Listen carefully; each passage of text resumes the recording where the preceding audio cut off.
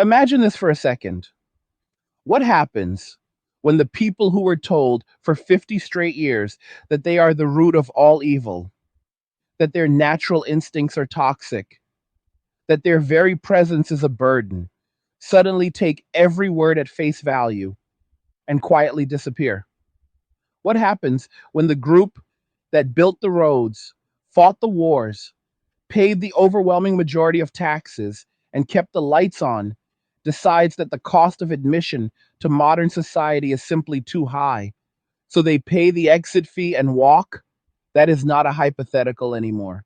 That is the world we are living in right now. And by the time you finish watching this video, you are going to understand exactly why millions of men have already left the building, why millions more are packing their bags as we speak, and most importantly, why almost none of them have any intention of ever walking back through that door, no matter how loudly the other side starts screaming for help. Stay until the end because the numbers I am about to show you are going to hit harder than anything you have heard before, and they come straight from the people who spent decades celebrating the idea that men would become obsolete.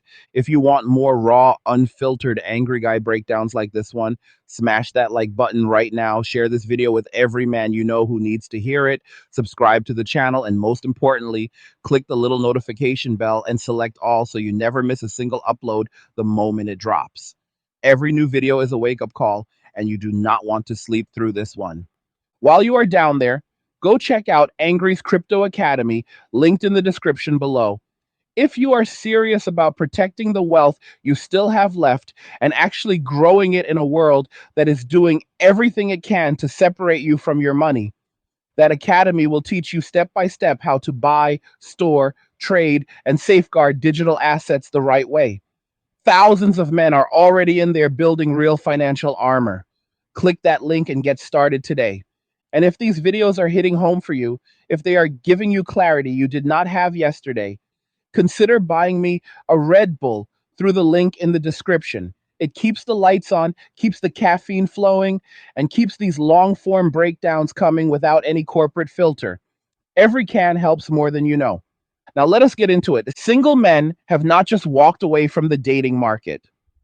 They have sprinted away from it at full speed, and the numbers are so lopsided at this point that even the mainstream outlets that spent years mocking men for being lonely are starting to sound nervous. 70% of single men under the age of 40 openly admit they have not been on a single date in years. Not one coffee, not one dinner, not one movie. Years. Think about that for a second. 7 out of every 10 single men you pass on the street have completely checked out of the entire ritual that society spent centuries telling them was the centerpiece of adult life. And the craziest part is that most of them are not sitting at home crying into a pillow. Most of them are calmer, richer, healthier, and happier than they have ever been. How did we get here? It was not an accident. It was not some mysterious cultural virus that appeared out of nowhere. It was the direct, predictable, and I would argue inevitable result of 50 solid years of nonstop messaging that told men in 1,000 different ways every single day that their existence was the problem. Women spent half a century screaming at the top of their lungs that they did not need men, that men were obsolete, that masculinity itself was toxic, that the future was female. And then one day men woke up, looked around, shrugged their shoulders, and said, "All right, cool, we're out." And just like that, the most obedient generation of men in recorded history did exactly what they were told. They listened.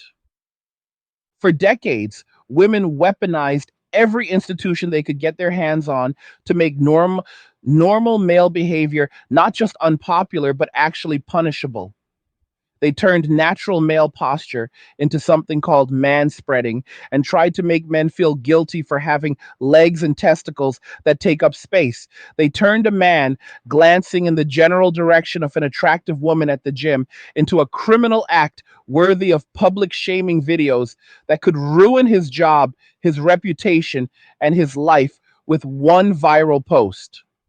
They turned family court into a wealth extraction machine that takes a man's children, his income, his home, and his future earnings and hands them over like a participation trophy. They turned divorce into a celebratory event complete with girls' nights out and I'm free Instagram photo shoots while the man is left sleeping in his car, wondering what just happened. They told men never to approach women in public because it was creepy, then turned around and complained that men were not approaching them anymore. They demanded $1,000 first dates with zero promise of anything beyond a polite thank you text, then wondered aloud why men stopped asking them out. They built private Facebook groups with hundreds of thousands of members dedicated to warning total strangers about a guy one woman went on 2 dates with because he forgot to open the car door or because he split the bill on the third date. They turned paternity fraud into a punchline and then acted shocked when men started demanding DNA tests at birth. They celebrated single motherhood as bravery while simultaneously treating deadbeat dads as the worst creatures on earth, never once connecting the dots that the system they built incentivized exactly that outcome. They did all of this and more, and every step of the way, men were told to shut up, sit down, and take it because complaining made them fragile, made them incels, made them the problem all over again. So men shut up, men sat down. And then one day, men simply stood up and walked away. And here's the part that nobody on the other side saw coming. When men walked away, they did not collapse, they did not spiral into despair. They got quiet. They got focused. They got peaceful. They discovered that solitude is not the same thing as loneliness. They discovered that the silence in their apartments was not empty, it was calm. They discovered that the money they used to spend on dates, engagement rings, weddings, and child support suddenly stayed in their own bank accounts, compounding, growing, buying them freedom instead of headaches. Men are minimalist by nature. Give a man a comfortable chair, a good book, or a solid video game, a gym membership, a couple close friends, and enough money to cover rent and food, and he is pretty much set. He does not need much. He never did. All the extra complexity, all the drama, all the nonstop chaos that defined modern dating was never something men were adding to the equation. It was something that was being added to them, usually against their will, usually at enormous cost. So when men stripped all of that away, when they removed the apps, deleted the contacts, stopped responding to the hey big head texts at 2 a.m., something wild happened. Life got simple. Life got luxurious on a level most married men with 2 kids and a mortgage can only dream about. A $1,500 gaming PC and a 75-inch television became the new version of keeping up with the Joneses, except it cost less than 1 year of daycare and never talked back. A weekend fishing trip with the boys replaced the $40,000 destination wedding that would have ended in a $200,000 divorce 5 years later. A paid off used truck and a small cabin upstate became the new status symbol because the payments were zero and the only person who could take it away was the man himself. Men rediscovered hobbies they had not touched since high school. They started lifting again. They started businesses again. They started reading books that were not written by relationship coaches, promising to teach them how to communicate better with someone who never respected them in the first place. They started sleeping 8 hours a night instead of staying up arguing about whose turn it was to load the dishwasher. They started saving 60, 70, even 80% of their income because there was no one else spending it faster than they could earn it. And the entire time this was happening, the same voices that spent decades celebrating female independence started to panic. The TikToks started rolling in. Where have all the good men gone? Why won't men approach anymore? I make 6 figures and still can't find a decent guy who will pay for dinner. Men need to step up and be providers again. The begging began. The shaming language flipped overnight from men are trash to men are cowards for not wanting to date in this economy. The goalposts moved 1,000 yards in a single afternoon. But here's the part they still do not understand and honestly never will. The men did not leave because the economy got hard. The men left because the economy getting hard removed the last remaining incentive they had to stay. Hey guys, in a world pushing you to own nothing and be happy, crypto is your key to survival. Join Angry's Crypto Academy to master buying, selling, and trading crypto. Make huge profits and safeguard your wealth. Plus, discover the one crypto virtually no one is talking about, poised to create new millionaires in the upcoming bull run. The link is in the description of the video below. Go check it out now. When rent was $800 a month and a dozen roses could fix almost any argument, a lot of men were still willing to play the game even when the rules were terrible. But when rent hit $2,800 and eggs cost $9, and the same woman who told you a real man pays the bills is now telling you that you are controlling for wanting to know where the money went, the math simply stopped making sense. Men did the one thing they were always accused of never being able to do. They used logic. They looked at the return on investment and they walked. And now society is starting to feel the earthquake that happens when the group carrying 80% of the physical risk, 93% of the workplace deaths, 97% of the combat fatalities, and the majority of the tax burden suddenly says, you know what? We're good. You told us you didn't need us. Congratulations. You were right. Every day, another video goes viral of a woman in her mid 30s standing in her kitchen talking about how impossible it is to survive on one income while completely ignoring the fact that two incomes used to be called a marriage. Every day, another influencer cries on camera because the men who used to line up to pay her bills have mysteriously vanished and taken their wallets with them. Every day, another article gets published asking why birth rates are collapsing while pretending the answer is anything other than millions of men deciding that bringing children into a world that hates them before they even take their first breath is no longer worth the gamble. The men are not hiding. They are not lost. They are not broken. They are right there, living quieter lives than ever before, lifting heavier weights than ever before, stacking more money than ever before, and smiling more than they have in decades. They are not coming back. Not because they can't, but because they no longer want to. The juice is no longer worth the squeeze. And for the first time in 50 years, nobody is forcing them to keep squeezing. That is where we are right now. That is the new reality. And that is only the beginning. The shift did not happen overnight, but once it started, it moved like a freight train with no brakes. By 2023, the dating apps themselves were sounding the alarm in their quarterly earnings calls. Tinder reported that male user engagement had fallen off a cliff. Bumble's stock lost more than 80% of its value in 18 months because the women first model only works when men are still willing to show up and swipe. Hinge, the app designed to be deleted, suddenly had millions of male profiles that had not been touched in over a year. The executives called it user fatigue. The men just called it peace and quiet. Researchers started scrambling for answers. They ran survey after survey, and the results kept coming back the same.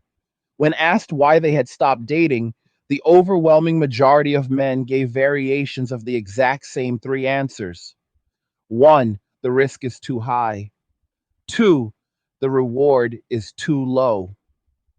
3, I am happier by myself than I ever was in any relationship. That third one is the one that keeps the blue pill crowd up at night because it is not said with bitterness. It is said with the calm, flat effect of a man who has run the experiment a dozen times, recorded the data, and reached a conclusion he no longer feels the need to justify to anyone. Let that sink in. Millions of men looked at the best offer modern dating had on the table, compared it to a quiet Saturday morning with a cup of coffee, a podcast, and no one yelling at them about the tone of their voice, and they chose the coffee every single time. And women responded the only way they know how when the old tactics stopped working. They turned the volume up, they made more TikToks, they wrote more articles, they started podcasts with titles like The Man Crisis and Bring Back Real Men, and invited the same three relationship coaches who have been wrong about everything for 20 years to explain why men were suddenly the problem again. They tried every flavor of shaming they could think of. They called men cowards. They called men emotionally stunted. They called men financially immature for not wanting to subsidize a lifestyle they were never invited to enjoy in the first place. None of it worked. The men had already heard every possible insult. They had been called toxic for wanting boundaries, controlling for wanting fidelity, fragile for walking away from disrespect. The words lost all their power the same day men realized that the people throwing those words had absolutely no ability to enforce consequences anymore. You can call a man whatever you want when he no longer needs your approval, your attention, or your body. It just sounds like background noise. So the begging phase began in earnest. First, it was subtle. A few influencers started posting throwback photos from 5 years ago when men still commented fire emojis by the thousands. Then it became obvious. I miss when men were men. Whatever happened to chivalry? I would rather be with a broke guy who treats me like a queen than a rich guy who expects me to split the bill. Translation: I miss when men were so desperate for basic affection that they were willing to bankrupt themselves for the privilege of carrying my emotional baggage. Then came the economic reality check that nobody on that side was prepared for. Inflation hit double digits in some countries.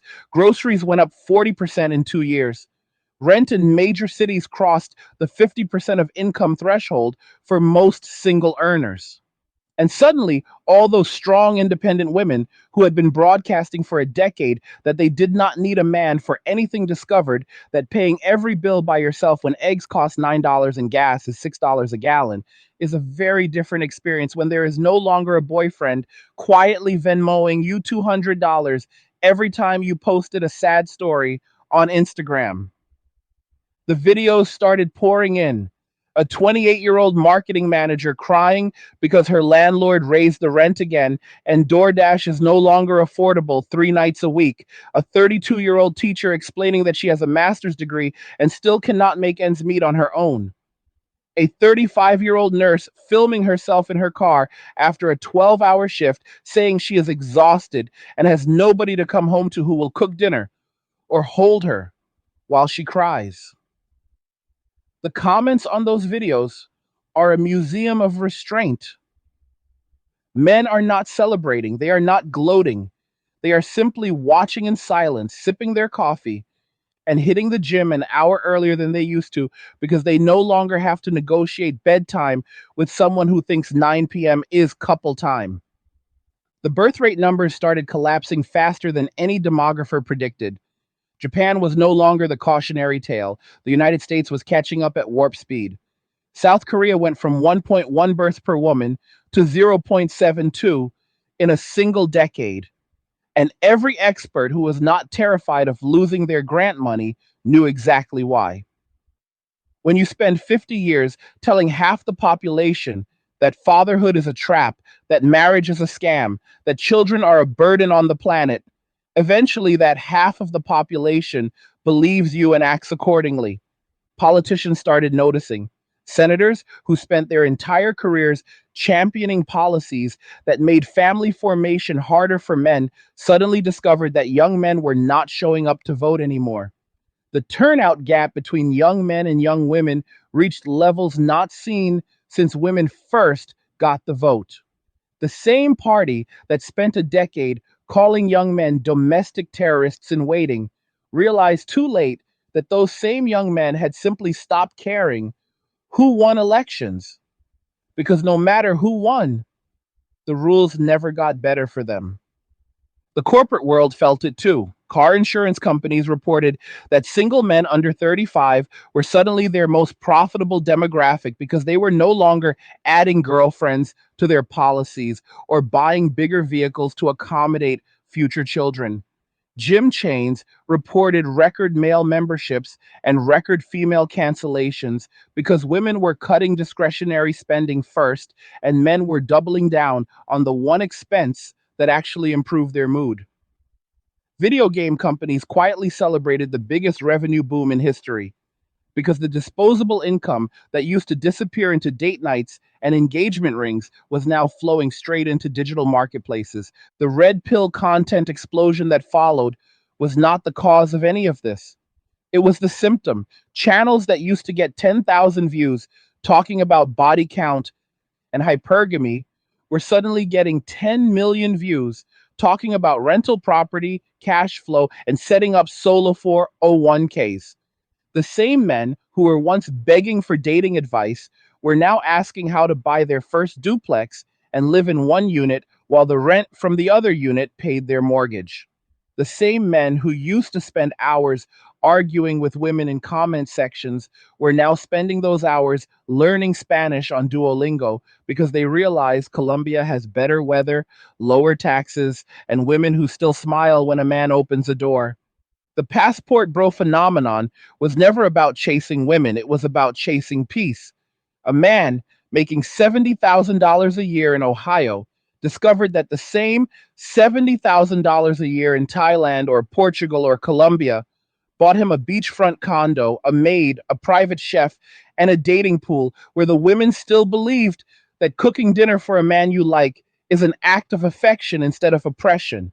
He did not leave because he could not get laid at home. He left because he could finally breathe. And the entire time this was happening, the narrative from the legacy media kept getting more desperate. Men are having a crisis of masculinity. No, men are having a surplus of sanity. Men are checking out of society. Yes, and society is discovering just how much of itself was being carried on the backs of the very men it spent decades insulting. Men need to be taught how to date again. Translation: women need men to forget what they have learned so the old system can be rebooted with the same terrible terms and conditions. But memory is a funny thing. Once a man has lived 6 consecutive months without a single argument about where the toilet paper roll goes, without a single 2 a.m. text accusing him of not caring enough, without a single surprise credit card bill from a shopping spree he was never consulted on, that memory becomes permanent. It becomes the new baseline. You cannot unring that bell. You cannot unfeel that peace. The craziest part is how fast the average man adapts to freedom once he tastes it. 6 months of sleeping diagonally across a king size bed with no one stealing the covers, and he forgets what compromise even feels like. 6 months of eating steak 3 nights a week because nobody is nagging him about going vegan and his grocery bill actually goes down. 6 months of coming home from work, kicking off his shoes, and not having to debrief someone else's emotional day before he can even think about relaxing. 6 months of that, and the idea of voluntarily signing up for the old chaos again feels like agreeing to voluntary prison time. That is the part nobody wants to say out loud. Men did not just walk away from dating, they walked away from the entire social contract that was written exclusively to extract value from them while giving them table scraps in return. They walked away from the idea that their role in life is to be a utility. They walked away from the belief that love requires self sacrifice to the point of self erasure. They walked away and discovered that the world did not end. In fact, their world got better, much better. And now the same people who wrote that contract are standing at the door knocking, asking why nobody wants to sign anymore. They are confused. They are angry. They are starting to get scared because for the first time in 50 years, the leverage has completely flipped. And the group that spent half a century saying, we don't need you, is slowly realizing that the feeling might be more mutual than they ever imagined. The men are not coming back.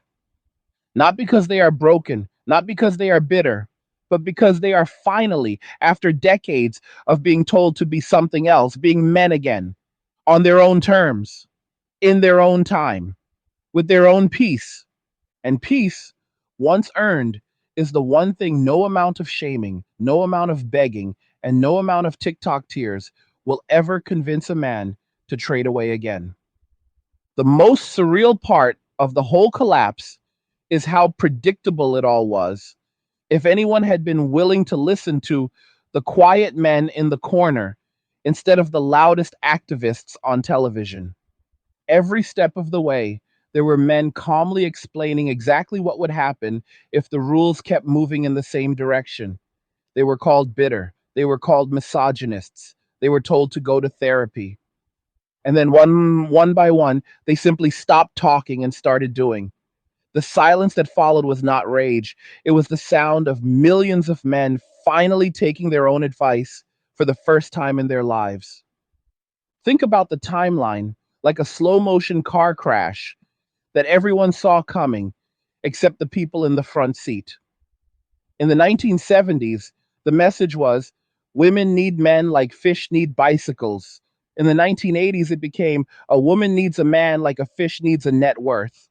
By the 1990s, the magazines were running cover stories about how marriage was an outdated institution designed to oppress women and how having a career and a vibrator was the new pinnacle of human achievement. In the 2000s, the blogs took over and told women that settling was the only sin worse than murder.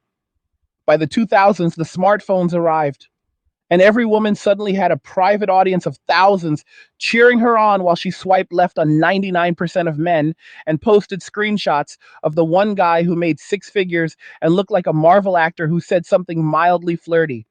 Every single decade, the bar got higher, the rules got stricter, the punishments got harsher, and the rewards got thinner. And every single decade, a few more men looked at the new terms, looked at their fathers who were still paying alimony 20 years after the divorce, looked at their buddies sleeping on couches after losing everything in family court, and quietly decided the game was no longer worth the candle. The candle finally went out completely sometime around 2018 to 2020. That was the perfect storm window. Me Too turned every workplace interaction into a potential career ending minefield. Dating apps reached peak saturation, and the top 20% of men were suddenly getting 90% of the attention, while the bottom 80% were getting psychological scars. Lockdowns forced everyone to sit still long enough to actually look at their lives without the usual distractions. Inflation started its climb. Rents exploded. And for the first time in history, an entire generation of men had unrestricted access to information that confirmed every suspicion they ever had about how the system actually worked. The red pill rabbit hole went from fringe to mainstream in 18 months. Podcasts that were getting 5,000 downloads a week were suddenly getting 5 million. YouTube channels that used to be lucky to break 100,000 subscribers were hitting 10 million before the creators even figured out how to monetize properly. The comment sections turned into support groups. Men who thought they were the only ones noticing patterns suddenly discovered there were literally millions of men noticing the exact same patterns, saying the exact same things, and reaching the exact same conclusion. The cost benefit analysis no longer works. That conclusion was not emotional, it was mathematical. A man making $75,000 a year started running the numbers. Average wedding in the United States, $85,000 after you include the ring, the venue, the honeymoon, the dress, all of it. Average divorce settlement within 10 years, somewhere between $150,000 and $300,000 once you factor in lost assets, alimony, child support, and legal fees. Average cost of raising one child to age 18, $310,000, and that is before college. Probability of divorce initiated by the wife in first marriages, just under 70%. Probability of the man keeping primary custody if it goes to court, less than 15%. Probability of the man staying in the same financial position he was in before marriage, statistically zero. When you lay it out like that, walking away is not bitterness. It is basic arithmetic. The men who did the math earliest are the ones living the best lives right now. They are the ones who bought houses in cash in 2021 when interest rates were still low because they never had to save for a wedding. They are the ones who have seven-figure retirement accounts in their 30s because they never had to pay for private schools or braces or dance recitals. They are the ones who can take 3 month sabbaticals in Southeast Asia or South America whenever they feel like it because their expenses are one bedroom, one truck payment, and a grocery bill that still has not hit $400 a month. They are also the ones who have become completely bulletproof to the new wave of propaganda trying to lure them back in. The articles that say women are lowering their standards, the podcasts that claim the pendulum is swinging back, the influencers who swear that good women still exist if you just vet harder. Those men read that stuff the same way a retired boxer watches a viral video of a 10-year-old challenging Mike Tyson to a street fight. They smile, shake their heads, and go back to deadlifting. Because once you have lived a year without drama, a year without false accusations, a year without waking up to a text message that says, we need to talk, the idea of voluntarily walking back into that environment feels exactly like volunteering to get back in the ring with the guy who already knocked you out twice. Nobody with a functioning brain signs up for that a third time. The women who are starting to figure this out are going through the 5 stages of grief in real time. First came denial. Men are just intimidated by strong women. Then anger. Men are immature boys who can't handle a real woman. Then bargaining. If men would just communicate better and go to therapy, everything would be fine. Then depression. Cue the crying TikToks in the car after work. And finally, acceptance. Except acceptance has not arrived yet for most of them, because acceptance would require admitting that the strategy of the last 50 years was catastrophic, not just for men, but for women too. And that level of accountability is still nowhere to be found. Instead, what we are seeing is a frantic attempt to rewrite history in real time. Suddenly, the same voices who spent a decade saying, I don't need no man, are now saying, I never said I didn't want a man. I just wanted an equal partner. The same women who bragged about having a roster are now claiming they were always looking for commitment, but men were too scared to give it. The same influencers who told men to level up financially while they themselves lived in apartments paid for by OnlyFans, subscribers are now complaining that men only broke losers want traditional relationships. The mental gymnastics would be impressive if they were not so transparent. And meanwhile, the men keep walking. Every single day, another 1,000 men delete the apps for good. Every single day, another 1,000 men cancel the gym membership they only kept because they thought it would help them meet women and instead invest that money into a home gym in the garage. Every single day, another 1,000 men look at their bank account balance, look at their quiet apartment, look at their calm nervous system, and decide that whatever is waiting on the other side of giving it one more try is simply not worth disturbing the peace they have spent years building. And the peace is real. You can see it in their faces when they talk about it. There is no clenched jaw, there is no raised voice. There is just the quiet certainty of a man who has finally stopped negotiating with terrorists. They are not angry anymore. Anger requires attachment. They are simply done. The craziest part is how fast society is already adapting to their absence. Car manufacturers are quietly redesigning sports cars with only 2 seats because focus groups of young men keep saying they have no intention of ever needing a backseat for kids. Airlines are reporting that first class and business class bookings from single men under 40 males are at all time highs because those men have both the money and the freedom to fly wherever they want, whenever they want. Real estate developers in secondary cities are building entire neighborhoods of one-bedroom condos with oversized garages and no shared walls because that is what the market is demanding. And the world is literally reshaping itself around the preferences of men who have opted out. And nobody in the legacy power structure knows what to do about it because every traditional lever of control, shame, social pressure, threats of loneliness, promises of sex, religious guilt, has lost its power. You cannot shame a man who no longer cares what you think. You cannot threaten a man with loneliness when he already prefers his own company.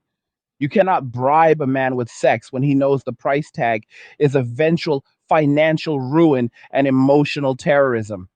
All that is left is the truth. And the truth is brutal in its simplicity. Men were never the ones who needed the current system to survive. They were the ones keeping it afloat. And now that they have stepped off the ship, everyone still on board is discovering just how fast it sinks when the engine room goes quiet. The men who walked away are not waiting for an apology. They are not waiting for reform. They are not waiting for the culture to change its mind. They are simply living their lives, building their wealth, protecting their peace, and watching from a safe distance as the consequences they predicted 20 years ago unfold exactly on schedule. And when the history books write about this period 50 years from now, they are not going to call it the death of romance or the crisis of masculinity. They are going to call it the great opt out.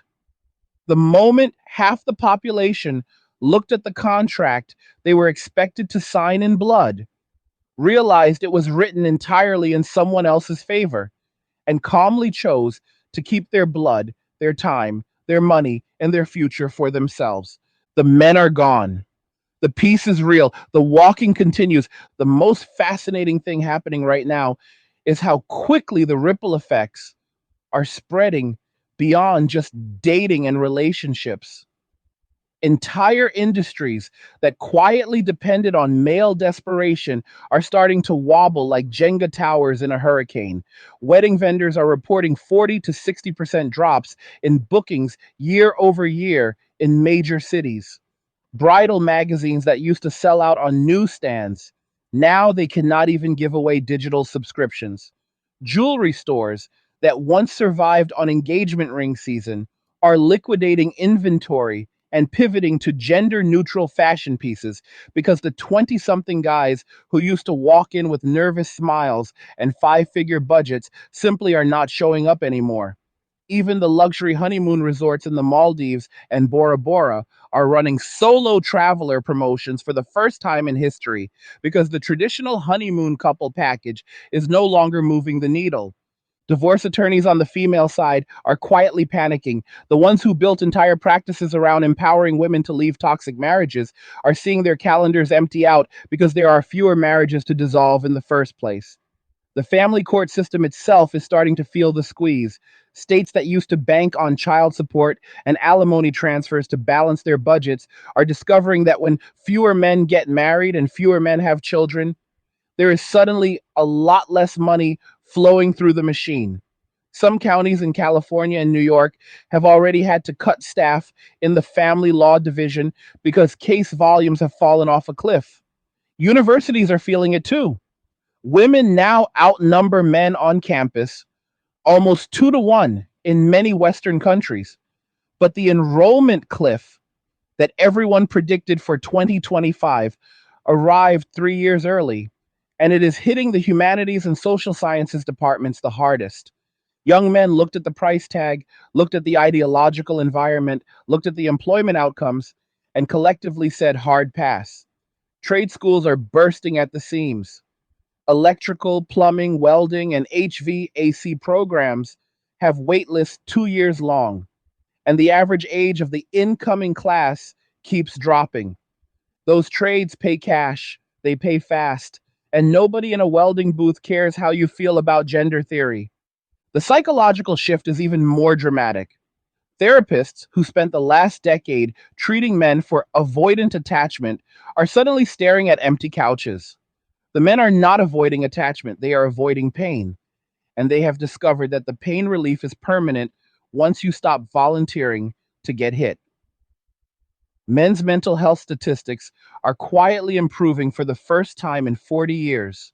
Suicide rates among young men have started to flatten and even drop in several countries, not because anybody fixed the problems men were complaining about, but because men stopped putting themselves in the situations that were driving them to the edge in the first place. The passport phenomenon keeps accelerating. The State Department reported that American men applying for second passports or long term residency abroad doubled between 2021 and 2024, and the trend line is still pointing straight up. Colombia, Thailand, Portugal, Mexico, and the Philippines are all issuing record numbers of digital nomad and retirement visas to men under 40 who show up with six-figure remote incomes and zero intention of ever bringing drama into the country with them. Local economies in places like Medellin and Chiang Mai have entire sectors that now run on the spending power of single Western men who live like kings on salaries that barely cover rent back home. Crypto and alternative assets are another quiet boom. When you no longer have to budget for daycare, private schools, weddings, or divorce attorneys, a very large chunk of disposable income starts looking for a home. The same men who were once pressured into buying overpriced houses in neighborhoods with good schools are now stacking Bitcoin, Ethereum, and real estate in low tax jurisdictions. The average age of new Bitcoin holders keeps dropping, and the average portfolio size keeps rising because compound interest works a lot faster when nobody is siphoning off half your income every month. Even the language is changing. Words like simp, provider, beta, and Captain Save a Ho have gone from fringe internet slang to mainstream vocabulary in less than 5 years. High school kids are using them unironically now. Teenage boys are growing up watching their fathers, their older brothers, and their uncles live calmer, richer, freer lives after walking away, and they are taking notes. The cultural transmission that used to happen from father to son inside a marriage is now happening on YouTube, Discord, and private Telegram groups where men trade spreadsheets instead of pickup lines. And the women who still refuse to adapt are becoming a self selecting group. The ones who double down on the high value woman rhetoric are finding their audience shrinking to the same handful of desperate men they spent years telling everyone else to avoid. Their comment sections used to be filled with thousands of women hyping each other up. Now they are filled with bots and the occasional guy asking for investment advice because he knows she is not going to respond anyway. The marketplace of ideas is brutal when the product stops selling. The ones who are adapting quietly are the ones nobody talks about because adaptation does not go viral. They are the women who deleted the apps, closed the OnlyFans, started going to church or the gym or both, learned how to cook actual meals instead of ordering Uber Eats, and stopped announcing their body count like it is a medal of honor. They are finding partners faster than anyone wants to admit, because even in a market this lopsided, a pleasant woman who brings peace instead of chaos is still a unicorn. But they are doing it silently, because the moment they speak up publicly, they get swarmed by the sisterhood calling them pygmies and traitors to the cause. That silence is telling. The war is over, and the terms of surrender are being negotiated one private relationship at a time. The men are not demanding parades or apologies. They are simply enforcing the only boundary that matters: peace or nothing. And an increasing number of women are discovering that peace is a price they are suddenly willing to pay. But the vast majority of men are not waiting around to see who adapts and who does not. They have already moved on to the next chapter. They are building homesteads in the mountains, buying boats, starting companies with their best friends, learning jujitsu, collecting vintage cars, traveling the world on motorcycles, and sleeping like babies every single night.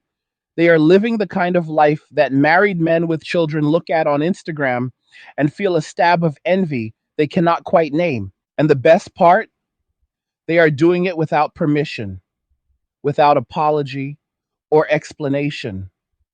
They are not asking society if it is okay. They are not begging for approval. They are not performing masculinity for an audience that spent 50 years telling them their performance was garbage anyway. They are just being men, quietly, competently, and on their own terms for the first time in living memory. That is the real story. Nobody wants to tell. This is not a protest. This is not a strike. This is not revenge. This is millions of men discovering that the freedom they were told would destroy them is actually the only thing that ever made life worth living in the first place. The walking away is not slowing down now, Not because men are coming back, but because most of the men who were ever going to leave have already left. The ones still in the system are either too young to have experienced the old rules yet, too deeply blue pilled to see the patterns, or too financially trapped to make the jump. Everyone else is already on the other side of the river, building a new life, and the bridge is on fire behind them. History will record this decade as the moment men stopped asking what they could do for society and started asking what society could do for them. And when the answer came back nothing, they took that answer at face value and acted accordingly. The experiment is over. The results are in. The control group that kept playing by the old rules is miserable. The test group that walked away is thriving. And replication studies are happening every single day in every corner of the planet. Men are not broken. Men are not lost. Men are not in crisis. Men are home. And home, for the first time in 50 years, is a place where nobody is allowed to scream at them, take their money, or tell them their natural instincts are toxic. That is the new normal. That is the future. And that future is already belongs to the men who were willing to walk away to claim it. So I will ask you again, what did you think about everything we just went through? Are you seeing these changes in your own life, in your friends, in your city? Have you already taken the exit, or are you still standing at the door trying to decide if the noise on the other side is worth going back to? Let me know in the comments. I read them all. Like the video if it hit you in the chest. Subscribe if you have not already. Share this with every man who needs the permission slip he never got from society. And just remember that all roads lead to MWA, men walking away, and cheers. Nothing says you care like crypto. Nothing can compare. Nothing says you care like crypto. Oh, nothing can compare to crypto.